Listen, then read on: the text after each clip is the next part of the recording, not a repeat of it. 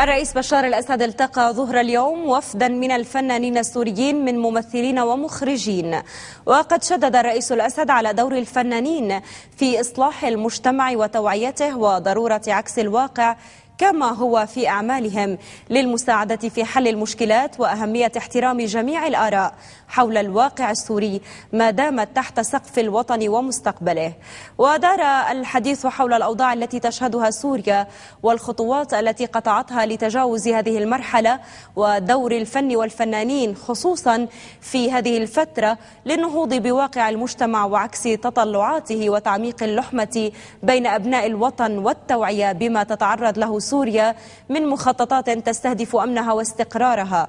وأعرب الفنانون عن دعمهم لمسيرة الإصلاح بقيادة الرئيس الأسد واستعدادهم لتسخير كل إمكانياتهم في سبيل مستقبل سوريا وأمنها وازدهارها.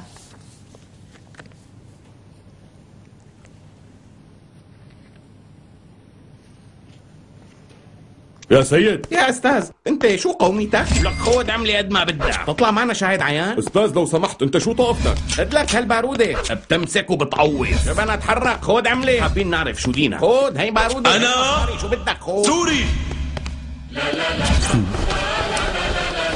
أنا سوري.